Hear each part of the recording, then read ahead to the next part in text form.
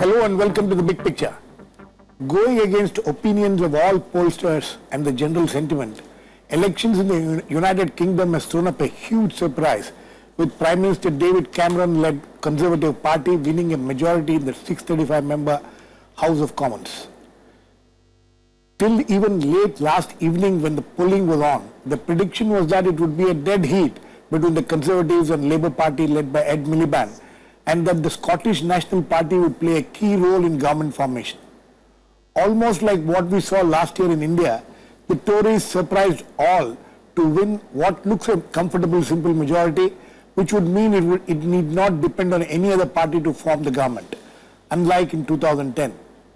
The virtual wipeout of Liberal Democrats who were part of the outgoing Alliance government and the poor showing of Labour in Scotland are also some of the highlights.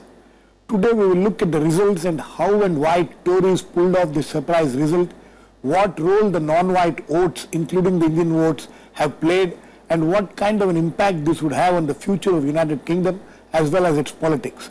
To discuss this, I have with me Meera Shankar, former ambassador, Dipankar De Sarkar, a senior journalist and former European correspondent for Hindustan Times, Professor Gulshan Sachdeva, Centre for European Studies at the JNU, and on the phone line from London is Hasan Surur, former UK correspondent for The Hindu and a veteran journalist.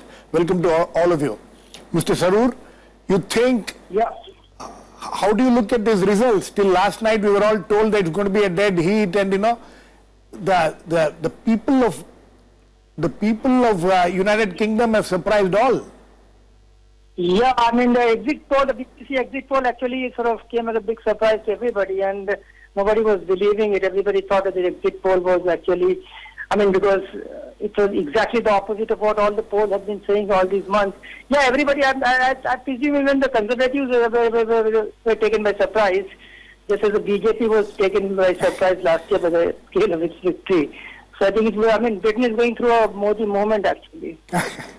So Cameron is going through a Modi moment. That's what you're saying. Yeah.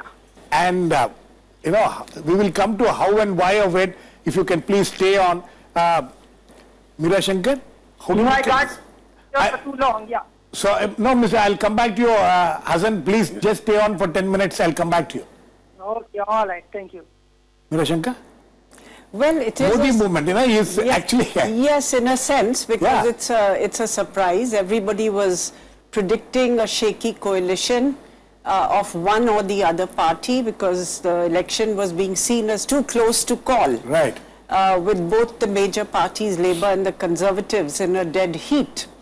But I think what has swung it in some sense is really the Scottish National Party's big win in Scotland, with the Conservatives able to focus on that and the implications that this would have, where a party which in a sense... When you say Conservatives focusing on that, focusing on what? On Scotland? On Scotland, saying that if the Scottish National Party wins so many seats and becomes the third largest party, then a party which wanted to actually break away from the Union will decide what England's policies should be if the Labour is voted to power. Because Labour was not being seen as having the support to come on their own, and they were seen as losing seats in Scotland, and therefore the best option for them was to really have a government supported by the Scottish National Party from outside.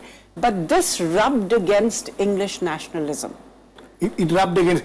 let me get Hasan Surur back on this because he needs to leave. Mr. Surur, would you agree with what Meera Shankar is saying? Is it Scotland which seems to have decided? Yeah, absolutely. I think the Tories' scaremongering tactics also worked in the sense that they said that the SNP would be in the driver's seat, and and it dropped against English nationalism. Yeah, she's absolutely right. I think that's and they focus on that right through, whereas Labour didn't have any counter narrative. And I think SNP also made a mistake by constantly saying that we would do this, and that we would actually be driving the minority Labour government. So I think it's SNP sort of over-egged the thing, and so Tories were able to sell this idea that SNP would actually be in power, whereas, just driving the Labour government.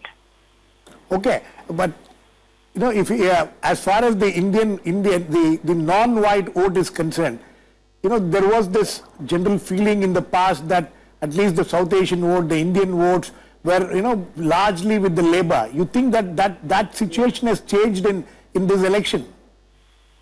Well, it's too early. I don't know. There has not been any kind of break-up analysis so far of who voted for whom. But yes, I think there has been a shift. The South Asian, the Asian vote has shifted towards the Tories.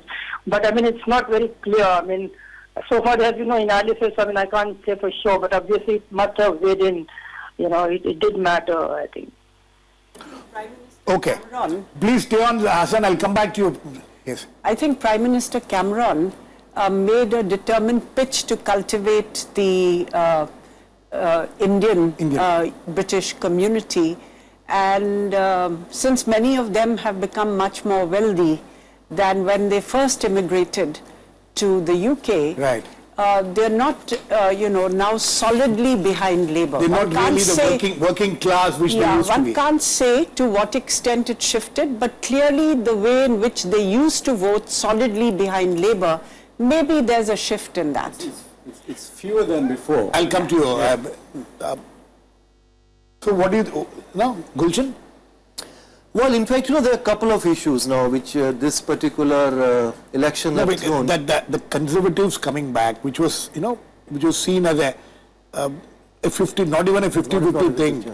Now, coming back in such strength on its own, this is something which is going to make a lot of difference. Well, it will make a difference because, I think one major factor which has really played a very important role is the Scottish nationalism. And this has not just played a role in the election. I think the impact is going to be felt in the coming years as well. Because, now, because there's a landslide by SNP in Scotland, Yes. and the Labour was really down because of that. Now, after this, they're going to be, as in fact Mr. Cameron has promised, in-out exit. a Brexit from that kind of referendum, which he has to have now before 2017. So that, of course, the promise which he has to keep. But at the same time, the Scotland or the SNP, they basically would like very much to be part of the EU. So in that particular context, if say, for example, if tomorrow there is a hypothetical situation in which Britain basically decides to go out of EU, at the same time Scotland would like to be part within the EU. These are future issues, but we'll try to stick to the election results as such. Dipankar, how do you look at this? Where did you expect anything different? Well, having spent 30 years Yes. in the UK, Yeah. I would say this is the single most surprising election result that I've come across. Somebody is comparing it to Thatcher's defeat, and Thatcher's defeat. and No, it's bigger than Thatcher's. It's bigger than that. It's as big as Thatcher coming to power. coming to power. Because this is you were talking about. I just want to briefly return to your Indian population. No, if you first finish, we'll come back to the Indian thing later. Okay, why do I say it's bigger? Because Cameron has now established himself against the run of opinion polls, against the run of political commentary, as a leading conservative figure, or the leading first conservative figure of the 21st century. Right. And to come back from a coalition where the Conservatives were hand in glove with the Liberal Democrats. Political philosophies that you would thought were virtually irreconcilable. To now enjoy his Modi moment, as you quite correctly called it, is phenomenal. It's absolutely phenomenal. So that is one thing. As far as the the emergence of David Cameron in the next 5 years, he may be seen as as big as what Thatcher used to be. If he takes it, if he plays his cards right. But what is it that you think brought this kind of a result? There are several factors, and we must here talk about the failings of the Labour Party under Ed Miliband. Where Tony Blair took Labour was in this vast swathe of the centre ground in British politics. He virtually snatched it off John Major. And, you know, from there to Gordon Brown to Ed Miliband has seen a steady shift to the left. And to my mind, it's too early to say, as Hassan correctly said, it's quite possible that the British voter is in the mood for a much more modern left party. Whereas Ed Miliband wasn't that modern left leader in the way we are looking at more of a conservative left. Yes, yes. We're seeing slight and Cameron was able to play on that fear quite correctly, and also, as Ambassador Mir said, Shankar said, he was able to play on the fear of a splittist Scottish party. You know, what will UK look like without Scotland tomorrow? You know, apart from the fact that you don't get your whiskey, you know, or it's more expensive. So there was some of that fear play, you know, this kind of playing up on the fear. Cameron played on the fear of the... Absolutely, in the last leg of the campaign, and he's entitled to do that. You know, any election that is very closely fought, including the Indian election, right. The last minute is always, do you really want those guys back? You know, that's always And there. in fact, the UK press had nicknamed Ed Miliband Red Ed, you know, which already, you know, is kind of pejorative in terms of the way in which they shape his image in the media, and he was seen as far too much of the traditional Union left rather than New Labour, which Tony Blair or, you know, which Clinton, in a sense, with his Democratic Party, tried to do to move the agenda to the centre and absorb many of the pro-market principles which the Republicans, or let's say the Tories in the UK, had been the main proponents of.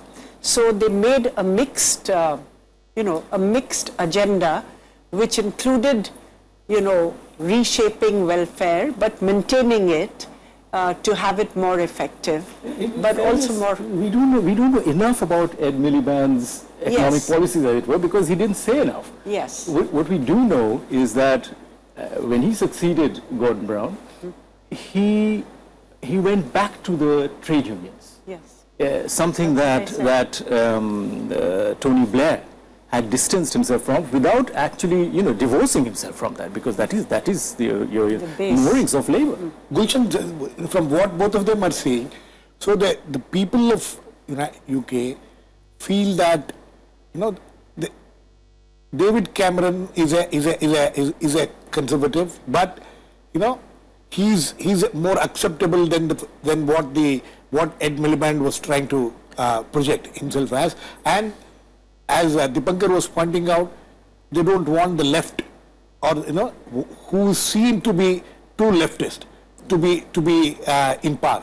Well, this is in fact, you know, quite interesting development, because otherwise, if you can see what is happening in Europe. Exactly. Because, you know, otherwise most of the leftist parties are actually gaining ground, because there is actually economic slowdown Right. in many other parts. In one side, you also having the rightist parties, Right. but you also, the left is gaining ground to some extent, because when you have a slowdown in economic scenario, at the same time, all kind of austerity measures everywhere.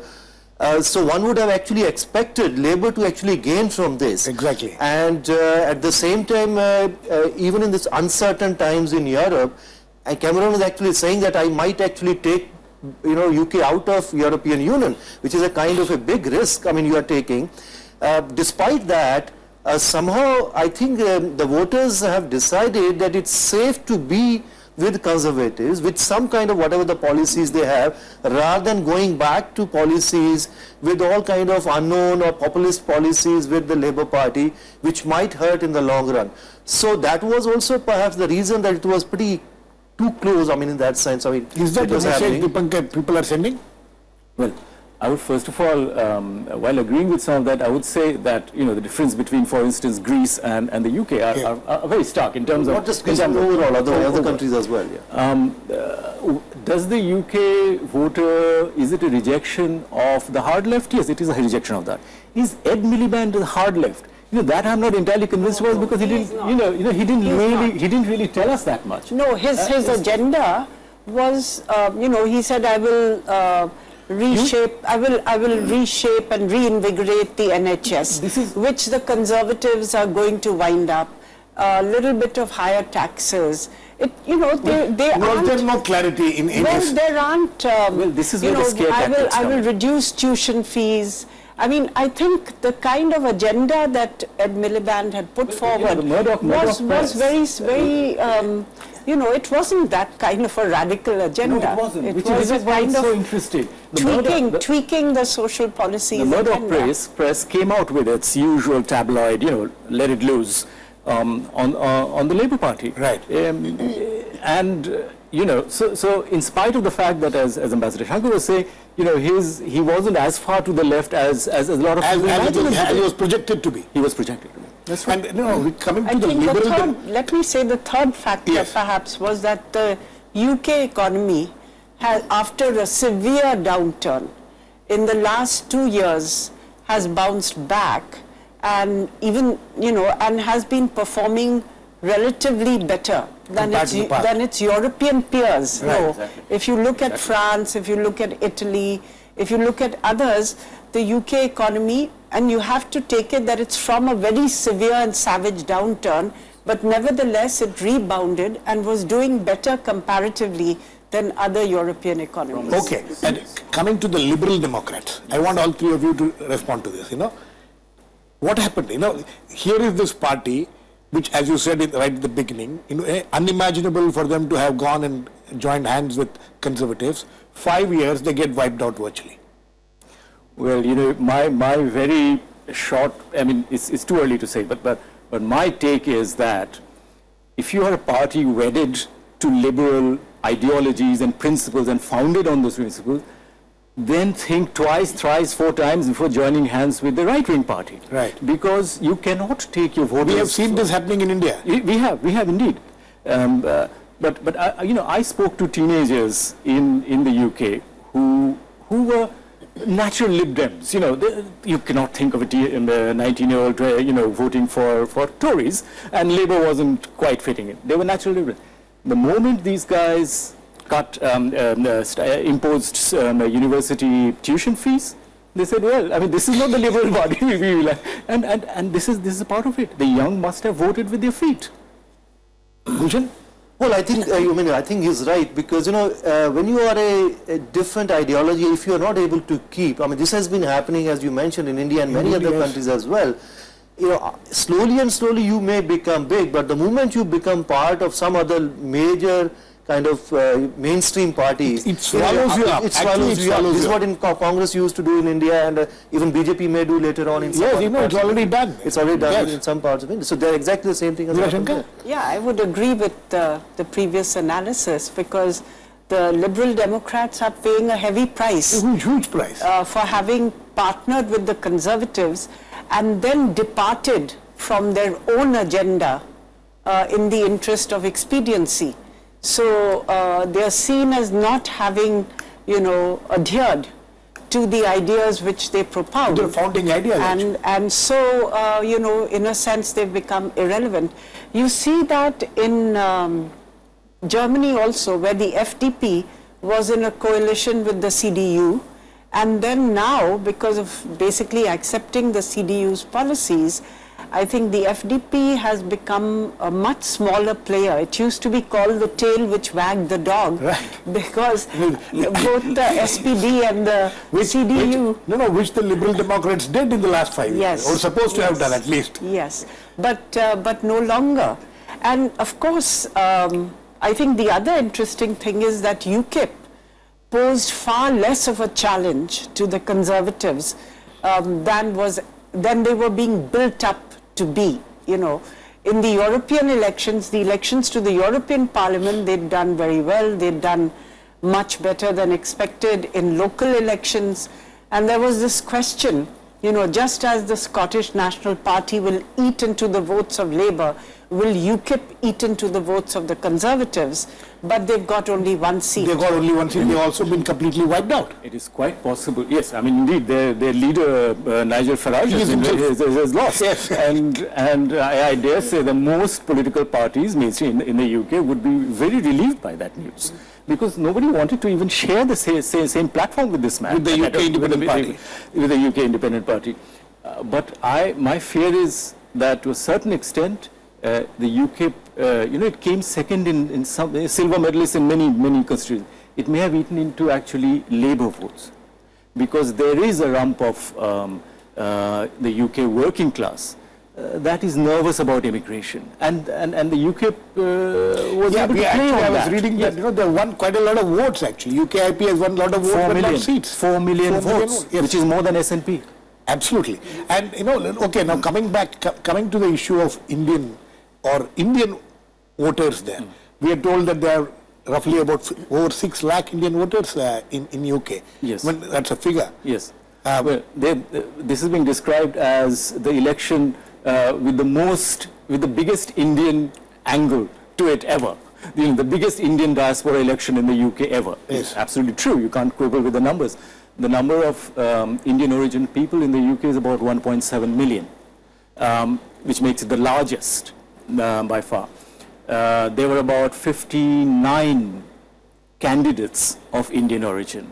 Prime Minister Cameron has at least 2 Indians in his cabinet, Sajid and Priti Patel, and I dare say that there's this question that you asked at the very start about the Labour support, Indian support for Labour moving. I dare say that a number of these fence sitters would have included many Indian origin people as well, who would have voted for Tories at the last minute among the rest of the population. No, is this shift an ideological shift? Is this shift something which has happened, which you can't compare to the Indians of the 1950s or 60s or 70s also? What is ideology and not is very difficult to place. You were a Punjabi farmer one day, and the Labour Party government in the UK called you saying, "We need you." You came there. Yeah. Now, are you a Labour Party because you are left wing, or are you Labour Party because they gave you a job and you were able to make your future out there? Right. Very difficult to say.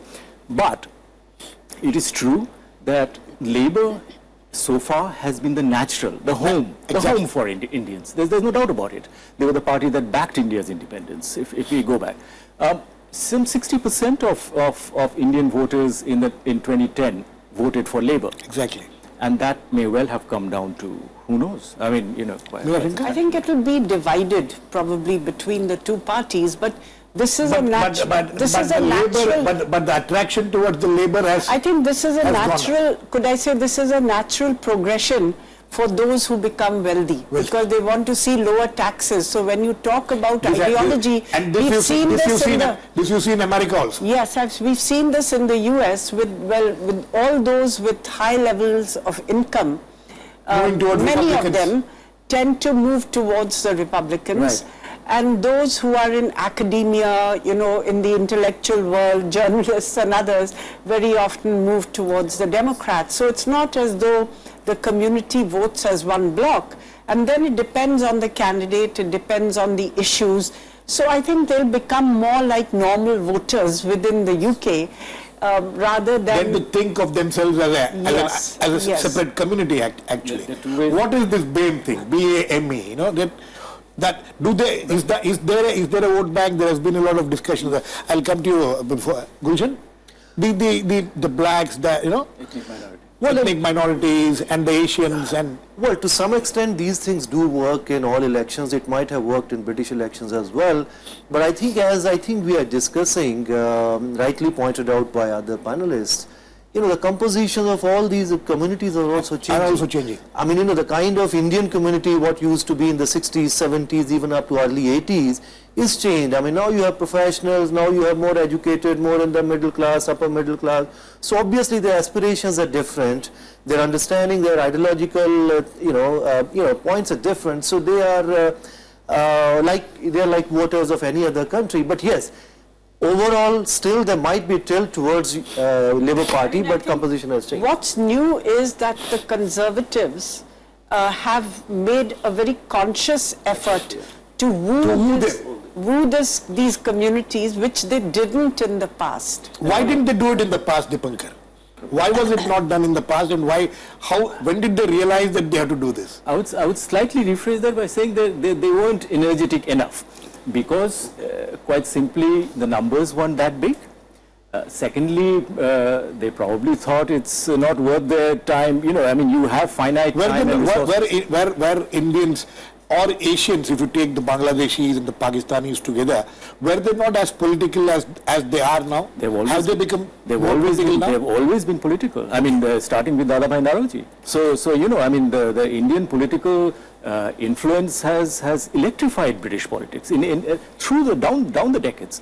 That is not the point. The point is whether the Conservatives felt they were able to reach out to people who are from ethnic minorities, who looked at them very suspiciously for very right reasons. For, you know, it was a fairly racist society. Let's not forget that. It is still. Some people say it is still a racist society. I would not. You wouldn't say that. I wouldn't say that at all. I mean, but conservative parties, you know, that image of being a white man's party is no more there. It's not at all. I mean, as I said, but the important thing is this: with looking at the Indian diaspora, the younger generation of, let us say, the Gujarati shopkeeper who has saved very hard, put his son or daughter through university education. That younger generation may not necessarily go with their parents. Okay. They will go with the Tories. They have tended to vote with the Tories, rather while their parents are voting for Labour. Yeah. Gujan? Well, that's true. I mean, we are discussing that the composition is changing, but you know, another one point perhaps we haven't really discussed. You know, the way the elections take place in the UK and in other parts in Europe, like all the smaller parties are kind of wiped out. Yes. You know, in this kind of system, like we have. But at the same time, you know, if you look at the same numbers, if percentage they would have got in Germany or France and other countries, you know, all these, political parties, whether UK or whether, you know, Greens or others. Look at the number of UK voters. Yeah, so they would, you know, their numbers would have been much higher in the parliament. So I think the debate again would be, I mean, the whole thing would be debated in Europe again, I guess, to some extent, particularly in the UK. Is it really good?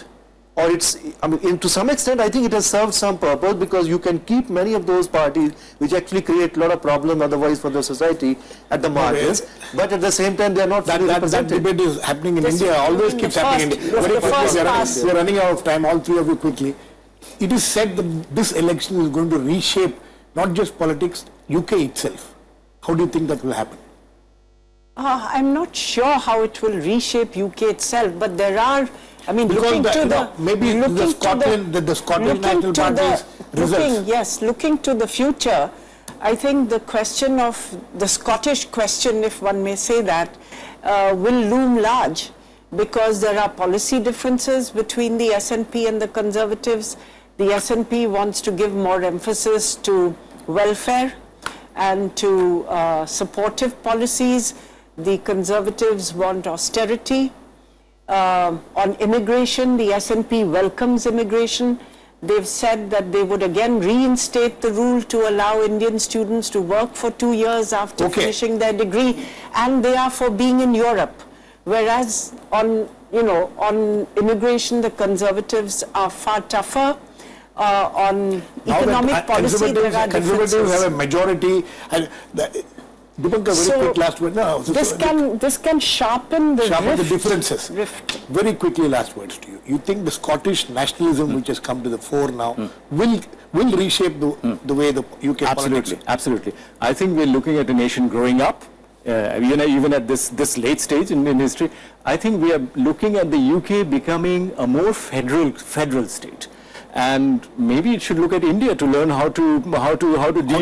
And the good news there is, Prime Minister Modi is going to the UK this year, and there's a good likelihood that Prime Minister Cameron will come to India this year. Okay, I think on that note we need to end. Sorry, we completely run out of time. It's been very interesting elections. As all my panelists say, that it is something which which nobody expected it to happen, and how it will all turn out, we'll have to wait and watch. Thanks to all my guests. Please keep watching. We'll come back with another issue in the big picture, same time on Monday. Meanwhile, have a great weekend.